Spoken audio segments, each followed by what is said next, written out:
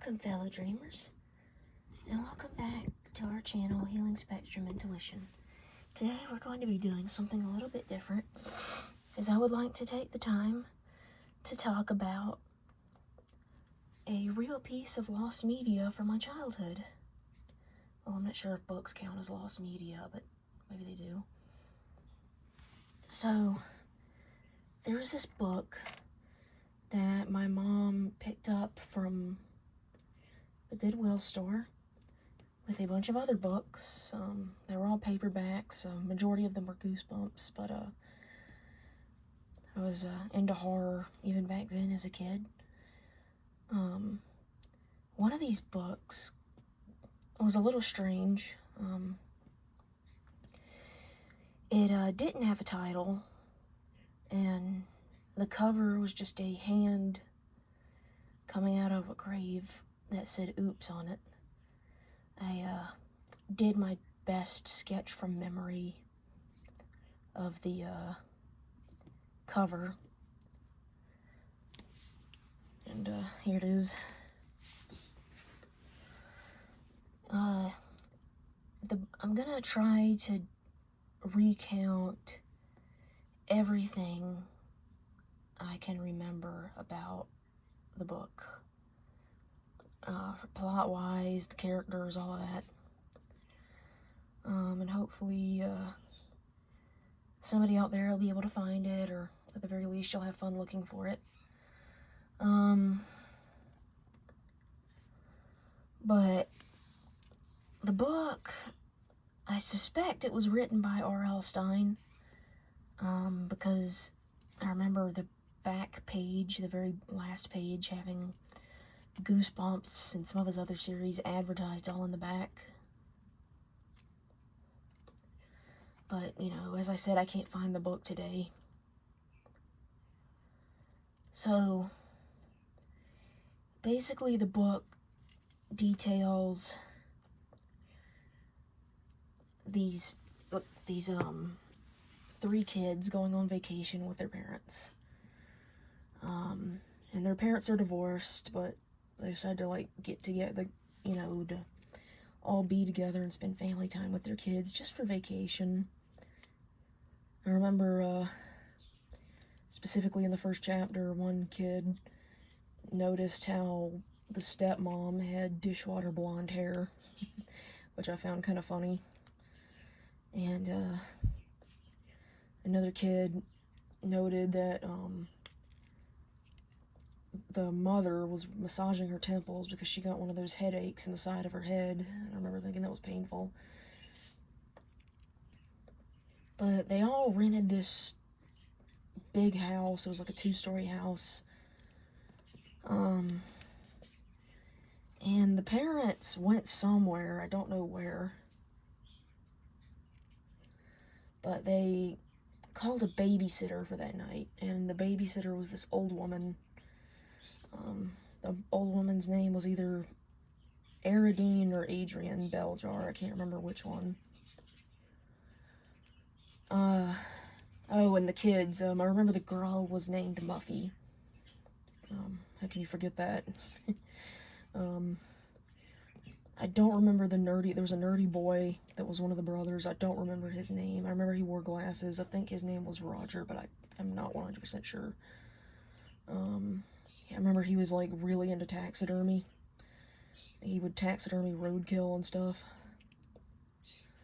And then there was, like, a chubby kid. I don't remember his name either. I just remember he would hide chocolate and candy on his person. Like, the babysitter actually, who was really strict, caught him with hiding chocolate in his socks of all places. And she was making him do chores, and the kids decided that they really did not like this babysitter. So they thought it would be a good idea to scare her and make her run away. That was what they hoped, at least. So they took one of, I'm gonna call the nerdy kid Roger because I think that's his name. Roger takes one of his bats, his taxidermied bats, who I remember is named Mildred. He would name all of his taxidermies. And they somehow make it fly down and scare her. I think they put it on a wire or something. And it scared the old lady, who I'm going to refer to as Adrian. It was either Adrian or R.L.Stine. I think it was Adrian. And she has a heart attack and dies. So the kids, they don't want their parents to find out. They don't want to get in trouble. So they drag the body outside and bury her in the backyard. Whoops. Sorry, disregard that. I dropped a stone. It's a little ocean jasper. So they let's see. Trying to recall this the best I can. The next morning, weird things start happening. Like, the fat kid sees a rat, and the parents don't see it. She would really pick on the fat kid. Like, the fat kid went upstairs at one point and, saw, like, the severed, like, it was just the face of the babysitter looking in the window.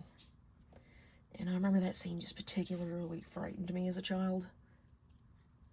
When he tried to tell his parents, they didn't believe him, but the brother and sister did. And then, like, another thing that happened was a coral snake got into the room and slithered up under the dresser. And the fat kid at first blamed Roger for it and was like, and I remember him specifically saying he was going to massacre him for it. So the kids decide that the babysitter somehow didn't die and that she was messing with them to get back at them. So they go to the babysitting company by getting the business card from their parents. I think they stole it out of the mom's purse, but I can't remember. So first they try to call the company and they don't answer. Then they end up physically going there. Like, they sneak out of the house and go there, only to find that the babysitting company was shut down and had been for years. I don't know how, but I think they got into the files. And they found the last house that Adrian babysat for. So they went down to that house, and everything was just left there. Toys, furniture, food, everything. It was just left there. And the kids, I remember Muffy specifically noting that it was strange that everybody just left everything there. At some point, while searching the house, they find a key. Then they hear something coming upstairs from the attic. So they go up the stairs, and they unlock the attic door, and they find Adrian just sitting in a rocking chair, just rocking back and forth. So they try to apologize to her, but the second they turn her around, we're met with, basically a description of the end of Psycho, where it's just her rotting corpse sitting in the chair. The kids book it out of there, and they go back to their vacation house, and they ended up getting left home alone again. At about midways, Adrian returns, and I think somehow the house got set on fire. I think she set it on fire. And to escape, I remember Roger throwing his taxidermied bat at her before they all ran out of the house, and they thought that once the house had burned down, it was all over. But as they were going home, one of them turned, I think they all three turned around, and they found R.L.Stine just sitting in the back with their luggage. And then it just kind of ends in that goosebump R.L.Stine typical not happy ending fashion. But yeah, I haven't been able to find the book. And another thing to make matters creepier, I had it at my grandma's house and it just mysteriously disappeared. Without a trace. It was the craziest thing. Like, I had it over there to show it to her and then it just disappeared. And nobody knows where it went. So, if y'all, happen to find the Mysterious Oops book, let me know. And if you enjoy this type of content, let me know, and I might add it on as a segment. I'm not sure what to title the segment yet, because I was also planning to read some stories from my old DeviantArt account where I used to post creepypastas and other various fanfics and do some comic dubs. Don't worry, I'm still going to do tarot content. I just wanted to... My guides have been encouraging me to add creativity to the mix to get in touch with my inner child. So, yeah, I'll be adding that in as its own segment. And I hope y'all enjoy it. Hope you enjoyed this video. If you did, be sure to like, comment, and subscribe. And if you would like to book a personal reading with me or any of my guides, my Etsy shop is called Dragon Realm Boutique. I've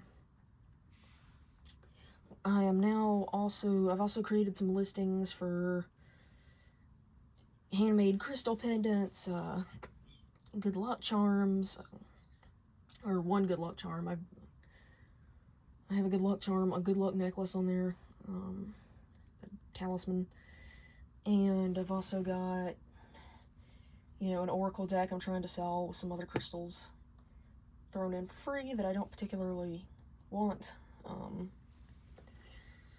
So I do hope you get the chance to check that out, as purchasing these items would really help me and the channel out. Until next time, fellow dreamers.